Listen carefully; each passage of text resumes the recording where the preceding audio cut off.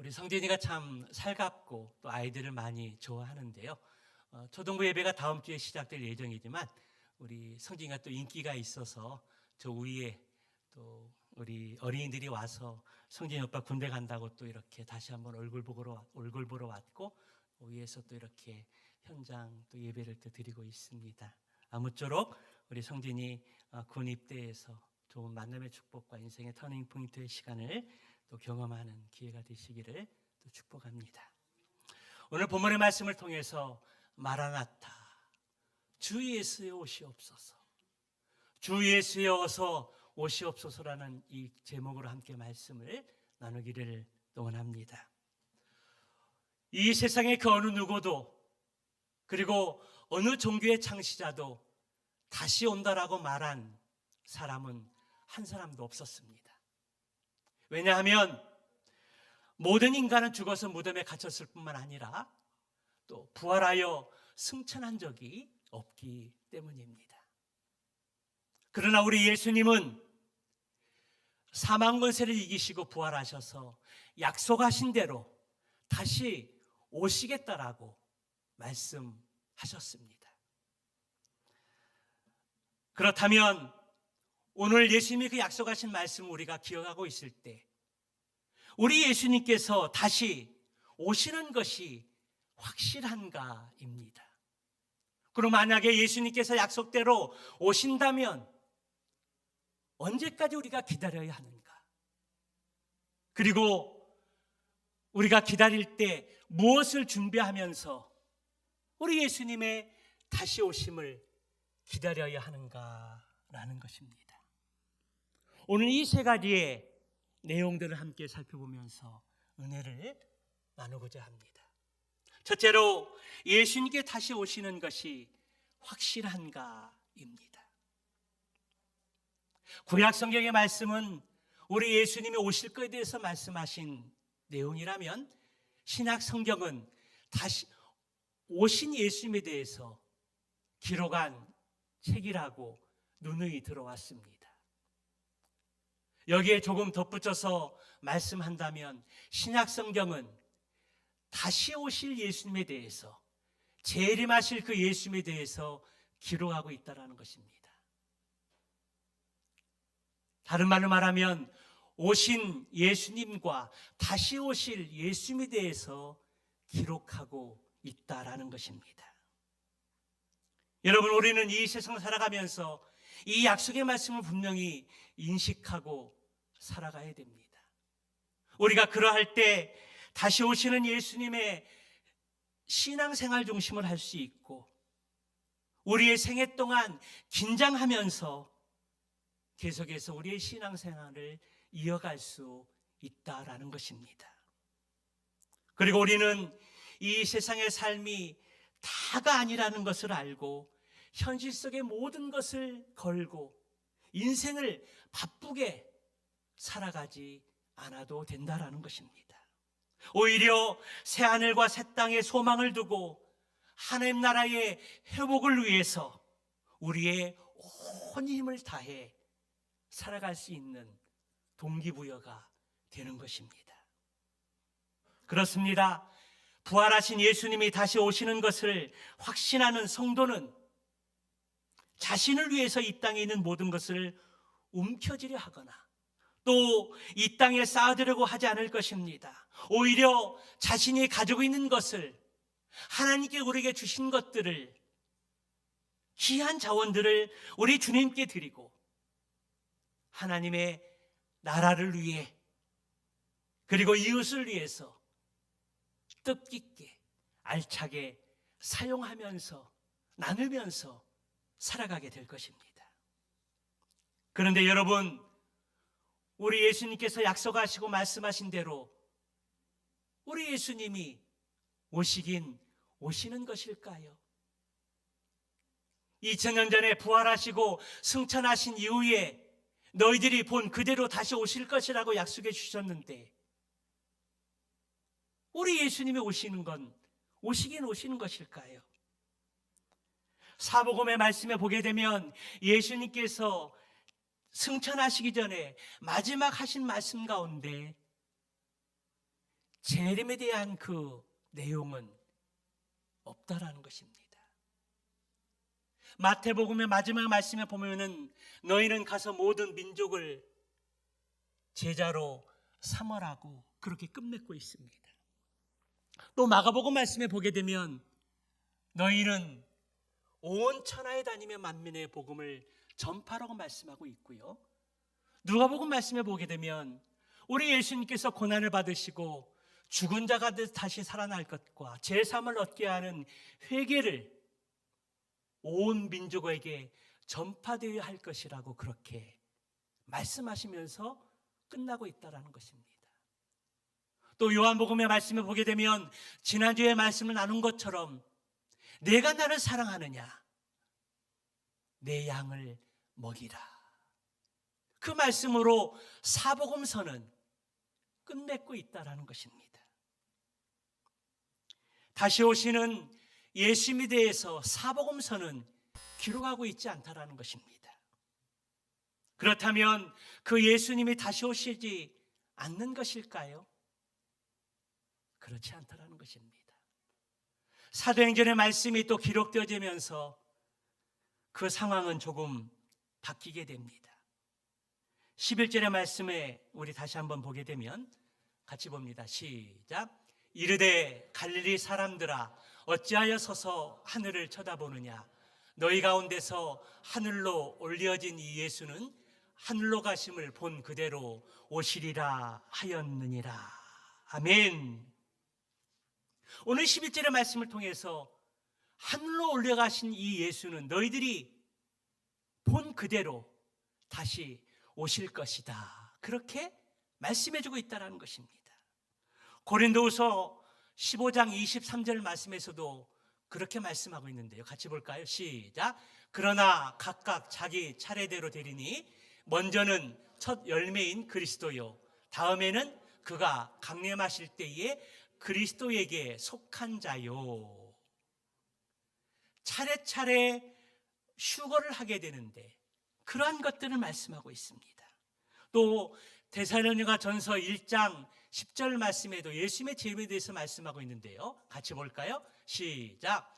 또 죽은 자 가운데서 다시 살리신 그의 아들이 하늘로부터 강림하실 것을 너희가 어떻게 기다리는지를 말하니 이는 장래의 노하심에서 우리를 건지시는 예수시니라. 아멘. 또한 예수님의 재림에 대해서 히브리서 10장 37절에서 말씀하고 있고요. 사도 베드로는 베드로후서 3장 3절부터 13절까지의 말씀을 통해서 예수님의 재림에 대해서 강조하고 있는 것들을 보게 됩니다. 그리고 예수님의 가장 많은 사랑을 받았던 사도 요한이 요한계시록을 기록하면서 성경의 마지막 책인 요한계시록 22장 20절의 말씀을 통해서 약속하고 있는 것이 있습니다.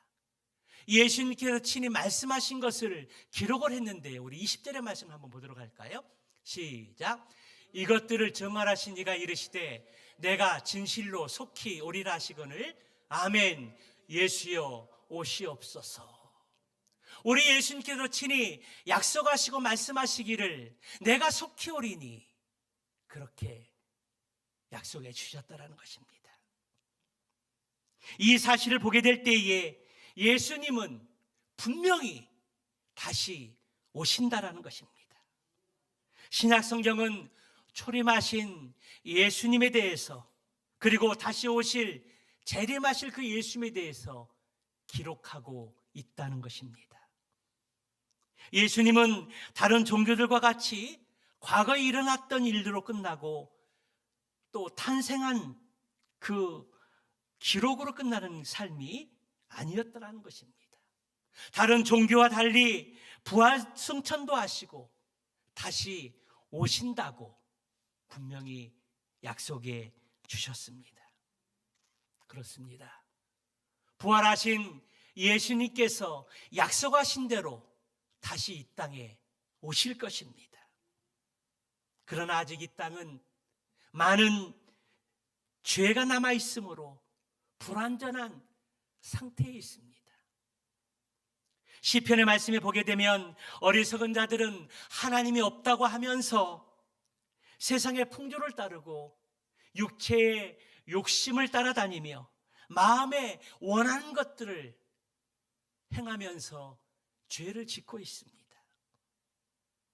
그때 주님이 이 땅에 다시 오실 때 믿지 않는 자들을, 악한 자들을 심판하시기 위해서 이 땅에 다시 오실 것이라고 말씀해 주고 있습니다. 그러나 믿는 자들은, 예수님을 믿고 죽은 자들이 먼저 무덤에서 일어나고 살아남은 자들이 공중으로 휴거되어져서 주님을 영접하며 새하늘과 새 땅에서 영원히 주님과 함께 있을 것이라고 약속하셨습니다. 그때야 비로소 완전한 천국이 이루어지는 것입니다. 그러므로 우리는 다시 오실 그 예수님을 간절히 기다리고 사모하면서 우리에게 주어진 부활의 증인의 삶을 최선을 다해서 살아가는 것입니다. 그럴 때 우리는 다시 오실 그 예수님을 소망할 수 있고 믿고 바라보면서 우리에게 주어진 어떠한 일이라도 최선을 다하여 믿음의 삶을 살아갈 줄로 믿습니다. 두 번째로, 예수님의 재림을 우리가 언제까지 기다려야 하느냐 하는 것입니다.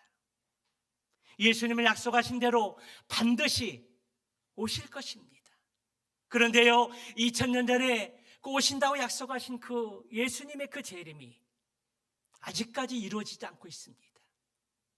그래서 그 당시에 어떤 사람들은 예수님이 금방 오실 것 같이 느껴졌는데 예수님이 오시지 않자 믿음의 삶에서 이탈하고 세상으로 나간 사람들이 많이 있었습니다.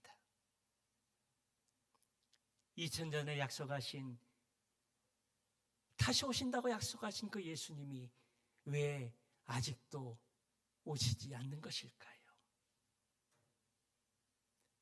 베드로전서 2장 9절 말씀에 보면 그렇게 말씀하고 있습니다. 우리 예수님께서 아무것도 멸망당하는 것을 원하지 않기 때문에 오래 참고 기다리신다는 것입니다.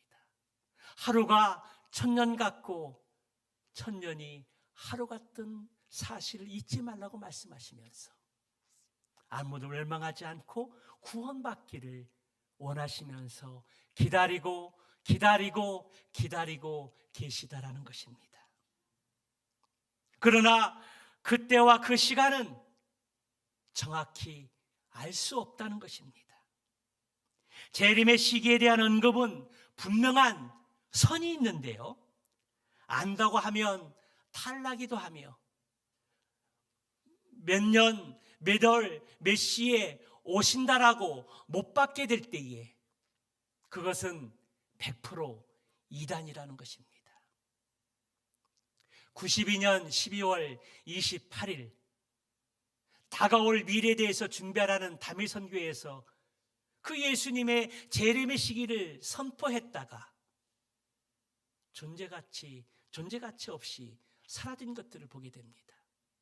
많은 이단들이, 교주들이 예수님에 대해서, 오실 것에 대해서 예언하고 선포하게 됐을 때에 그 궁극적인 목적은 불안들을 조성을 하고 예수님 오시기 때문에 우리가 가지고 누리고 있는 것들, 풍성한 것들이 예수님 오시면 필요가 없기 때문에 다 바치라는 것입니다.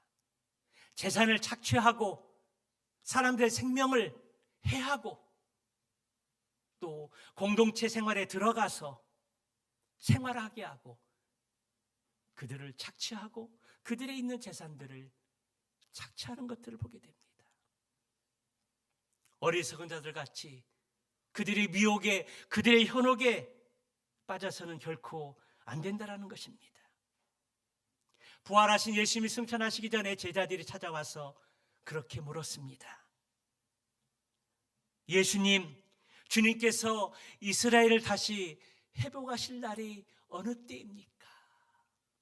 그때 예수님께서 답변하여 말씀하시기를 7절에 보니까 이르시되 때와 시기는 아버지에게, 아버지께서 자기의 권한에 두셨으니 너희는 알 바가 아니요. 이 말씀에 보면 우리가 몰라도 되는 부분이 있다라는 것입니다.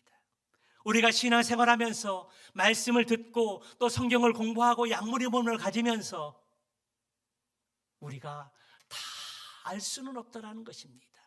몰라도 되는 부분이 있다라는 것입니다. 신명기 29장 29절 말씀을 보도록 할까요? 같이 봅니다. 시작. 감추어진 일은 우리 하나님 여호와께 속하였거니와 나타난 일은 영원히 우리와 우리 자손에게 속하였나니 이는 우리에게 이 율법의 모든 말씀을 행하게 하려 하심이니라. 감추어진 일은 하나님께 속하였으므로 더 이상 알려고 하지 말라는 것입니다. 그것이 바로 예수 그리스도의 재림의 시기와 때입니다. 그러나 나타난 일은 우리에게 속하였으니 그것을 알고 지키라는 것입니다. 여러분, 이 말이 무슨 말일까요?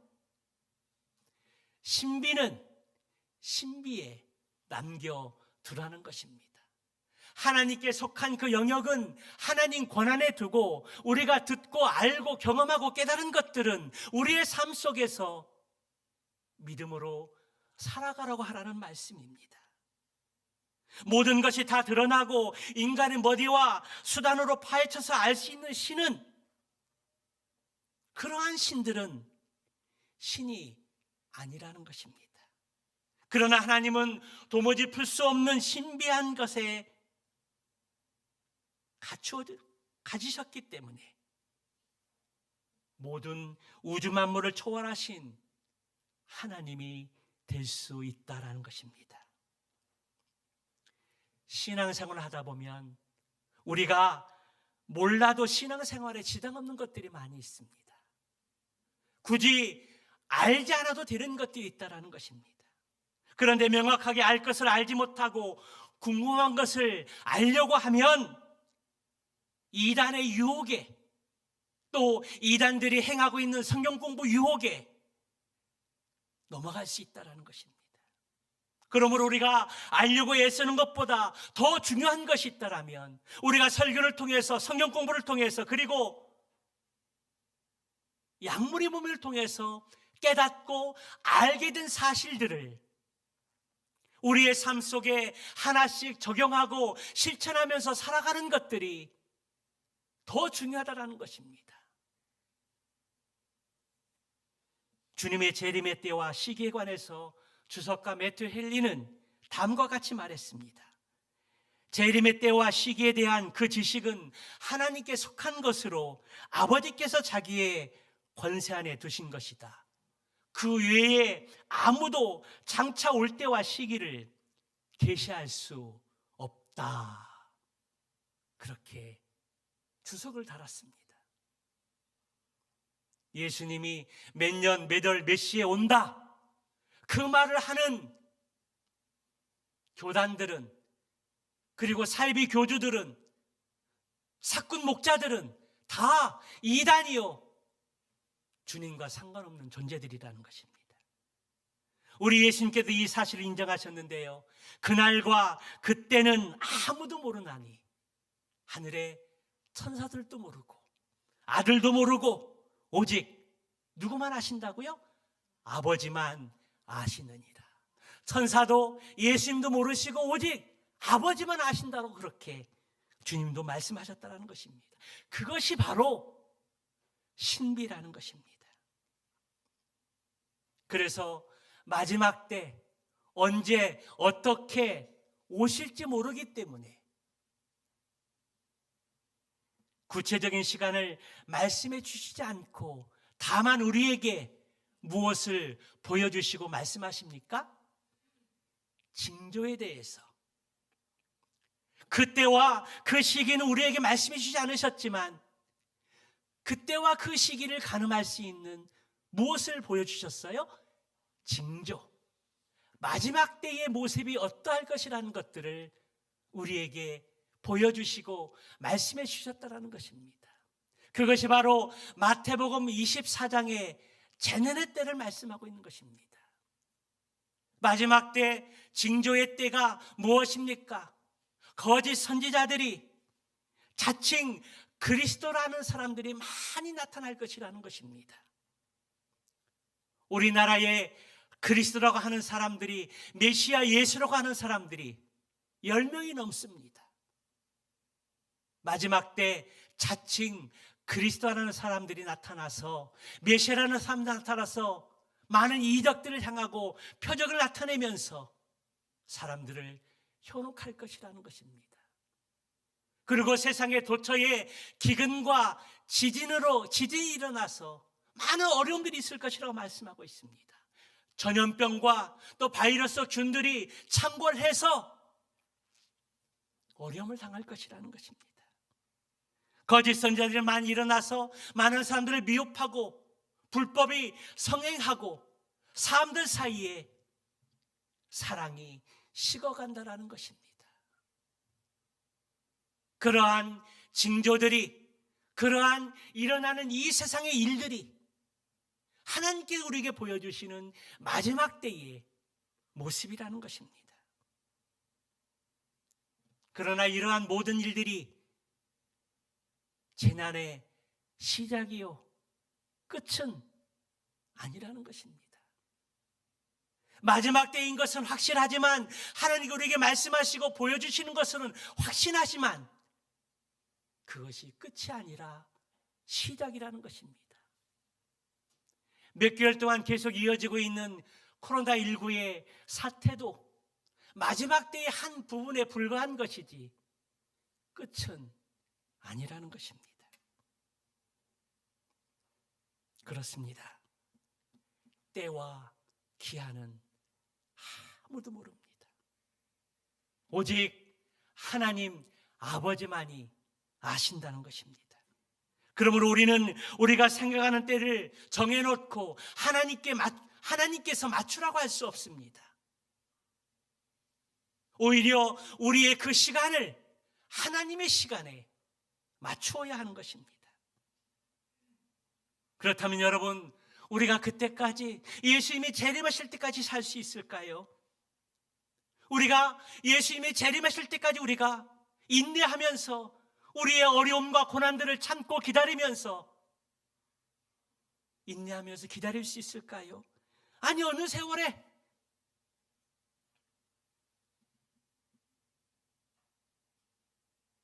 그 또한 아무도 모릅니다. 그러므로 우리는 그때와 그 시기, 예수님이 다시 오실 그 시기를 제쳐두고 그때와 그 시간은 우리의 일생 동안인 것으로 적용하면 좋을 듯합니다. 그렇게 되면 우리 예수님께서 언제 강림하셔도 우리는 거리낌이 없이 예수님을 맞이할 준비를 해야 할 것입니다. 사람들은 참 연약하고 또 간사한 부분들이 있어서요, 그때를 우리가 알게 되면 이 세상에서 나쁜 짓 많이 하고 세상에 즐길 것 즐기고 누릴 것 누리다가 그때가 되었을 때 돌이키는 사람들이 있다라는 것입니다.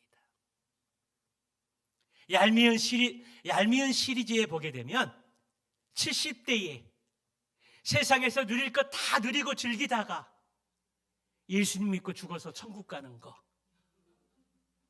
얄미운 시리즈의 70대입니다. 그전까지는 이 세상에 누릴 것 다 누리고 즐길 것 다 드리고 악한 짓 다 하다가 죽음 직전에 예수님 믿고 천국 가는 거, 얄밉다라는 겁니다. 우리 인간들은 얄팍한 마음들이 있고 연약한 모습들이 있어서 예수님이 오시는 때가 정확하게 선포된다면 그 이전까지 마음대로 즐기다가 오시기 얼마 전에 돌아온다라는 것입니다.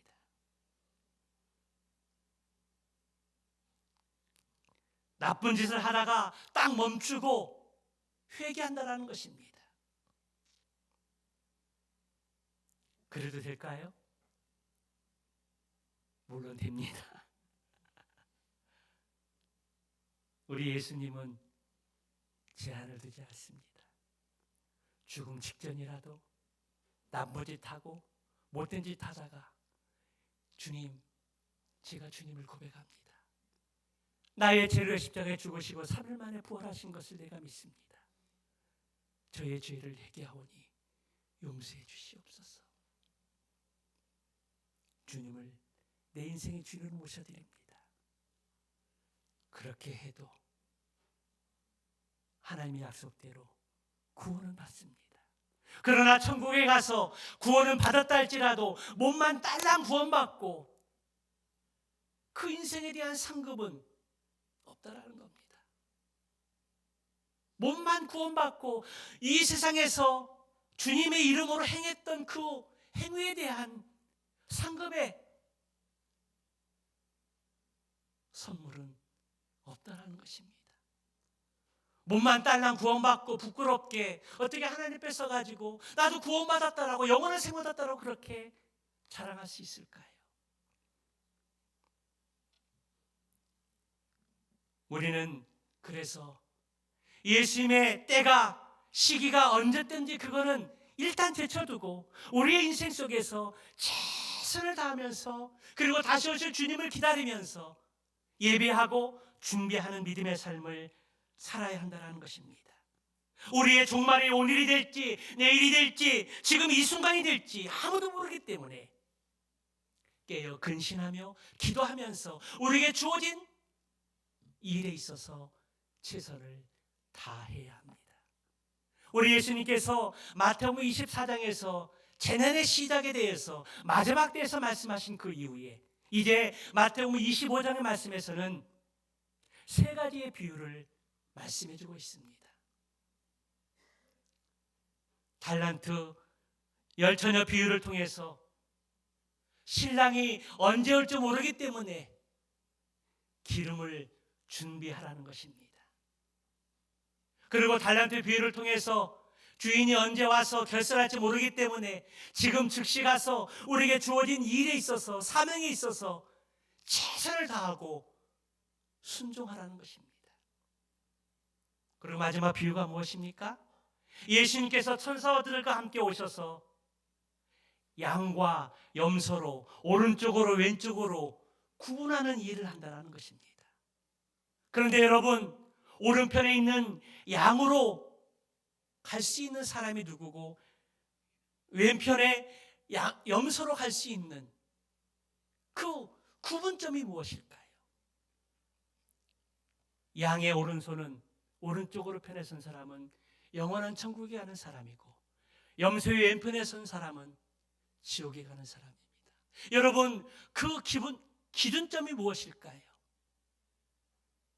그것은 우리가 이 세상을 살아가면서 어려운 사람을 만났을 때 나에 있는 것을 주고 나누고 또 섬기는 것이며 감옥에 갇혀 있는 자, 억울한 인생을 살아가 있는 사람들, 그리고 헐벗고 굶주린 나그네 인생의 사람들을 주님께 하듯이 그들을 도와주고 그들을 섬기고 그들에게 예수 그리스도의 복음을 증거한 사람이라 할 수 있습니다.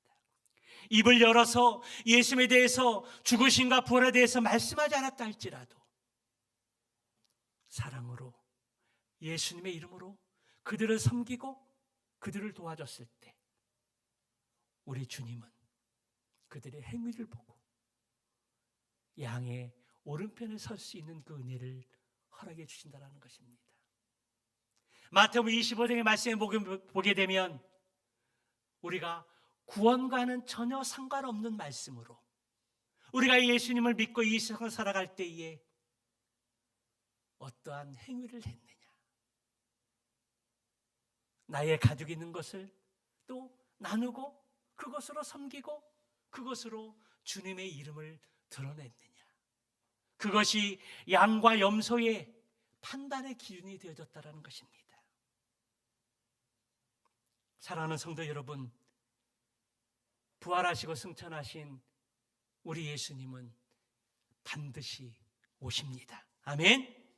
그러나 우리는 그때와 그 시기를 정확하게 알 수 없다라는 것입니다.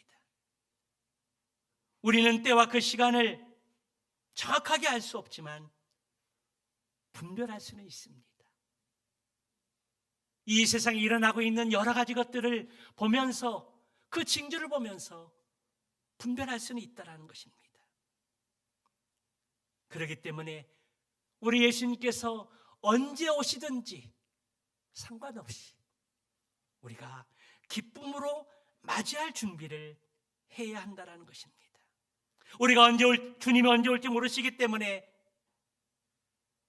우리는 우리가 가지고 있는 것들을, 그리고 주님 우리에게 주신 것들을, 주신 물질과 재능을 가지고 이웃을 위해서, 또 하나님의 나라를 위해서, 또 주님의 몸된 교회를 위해서 믿음으로 사용할 수 있어야 한다는 것입니다. 마지막으로 예수님의 재림을 기다리면서 우리는 무엇을 준비하면서 기다려야 할까요? 우리가 가끔은 버스를 기다리거나 기차를 기다릴 때 때로는 그 기다리는 것이 지루할 수 있다는 것입니다. 아무 일 하는 것 없이 그냥 무작정 내가 기다리는 것을, 오는 것을 기다리게 될 때 정말 지루할 수 있습니다. 그런데 여러분, 예수님께서 다시 오시는 것을 기다림이 있어서 혹시 여러분들은 지루하십니까? 아마도 그렇지 않을 것입니다. 아니, 어쩌면 간절히 사모하는 분들은 지루할 수 있고 시간이 빨리 가지 않는 것에 대해서 갑갑해할 수 있습니다. 그러나 그분들에게 있어서는 지루하다는 그런 표현보다는 설레인다라는 표현들이 아마 적합한 표현일 것입니다. 제자들이 예수님께 이렇게 질문합니다. 그들이 모였을 때에 예수께 여짜와 이르되 주께서 이스라엘 나라를 회복하심이 어느 때입니까? 제자들은 예수님께서 이스라엘의 나라, 다시 말하면 현실의 나라를 회복시켜 줄 것을 기대하고 소망하고 있었다는 것입니다. 다시 말하면 예수님께서 우리 가운데 오셔서 로마 속국으로부터 우리를 해방시켜 주시고 로마를 물리쳐 주시고 다윗의 왕조를 회복하는 그 일에 기대를 가지고 있었다는 것입니다. 그리고 그들의 무너진 자존심을 회복해 주실 것을 기대하고 있었습니다. 우리 역시 당장은 천국의 삶보다는 이 땅에서 더 잘 살고 가진 것들을 가지고 누리고 사는 것들을 더 바라고 더 원하고 더 기대할지 모르겠습니다. 10절의 말씀에 보면 올라가실 때 제자들이 자세히 하늘을 쳐다보고 있는데 흰옷 입은 두 사람이 그들 곁에 서서, 예수님이 승천하실 때 제자들이 예수님이 승천하신 것을 보고 있었다는 것입니다. 그때 제자들에게 천사들이 뭐라고 말씀합니까? 11절 상반절에 보니까 이르되 갈릴리 사람들아 어찌하여 서서 하늘을 쳐다보느냐. 이 21절의 말씀을 콘라드 겜프라는 주석가는 이렇게 말하고 있습니다. 하늘을 올려다보고 있는 것이 제자가 되는 것은 아니다. 다시 오시는 예수님에 대해서 초점을 맞추고 그 예수님을 기다리면서 이 땅에서 해야 할 일들이 무엇인가를 깨달아 아는 것이라고 그렇게 주석을 달았던 것입니다. 다시 말하면 현신의 나라를 회복하는 것이 아니라 진정한 하나님의 나라를 회복하기 위해서는 부활과 다시 오실 그 예수님에 대해서 증인의 삶을 살아가는 것이라고 말씀하고 있는 것입니다. 예수님이 다시 오실 것인가 뚫어지게 하늘만 쳐다보는 것이 아니라 다시 오실 그 예수님을 바라보면서 이 세상에서 내가 해야 될 그 일들이 무엇인가 자문해보고 그 사명을 감당하는 것이라고 그렇게 주석했던 것입니다. 예수님께 승천하시면서 마지막 남기신 말씀이 8절 말씀에 나오는데요. 우리 한번 8절 말씀 보도록 할까요? 사도행전 1장 8절 말씀. 오직 같이 봅니다. 시작. 오직 성령이 너희에게 임하시면 너희가 권능을 받고 예루살렘과 온 유대와 사마리아와 땅끝까지 이르러 내 증인이 되리라. 우리 예수님께서 마지막 남기신, 이 지상에 마지막 남기신 말씀은 내 증인이 되라는 말씀입니다. 제자들은 승천하신 예수님을 바라보면서 하늘을 계속 보고 있었다는 것입니다. 현신의 나라를 회복하실 예수님께서 언제 다시 오실 것인가 대해서 그런 현실 세계를 갈망하면서 예수님이 속히 오시기를 기다리며 갈망했다는 것입니다. 그때 천사들이 무엇을 보고 무엇을 기다리라고 말씀하고 있습니까? 어찌하여 하늘을 쳐다보느냐? 주석가 매튜 헨리는 말하기를 너희가 무엇을 보고자 하느냐라고 그렇게 말했습니다. 제자들이 물끄러미 하늘만 바라보는 것이 아니라 확실한 명령을 받았으니 속히 가서 이 명령을 순종하라는 것입니다. 그래서 천사는 제자들에게 분명히 메시지를 전하고 있습니다. 너희 가운데서 하늘로 올려오신 이 예수는 하늘로 가심을 본 그대로 오실 것이다. 오시기 전에 너희들이 해야 할 일들이 있는데 땅끝까지 이르러 내 증인이 되라고 그렇게 말씀하고 있는 것입니다. 그렇다면 여러분, 우리는 지금 무엇을 바라보고 있으며 무엇을 소망하면서 이 세상을 살아가고 있습니까? 우리는 다시 오실 예수님을 바라보고 그 예수님을 기대하면서 살아가야 합니다.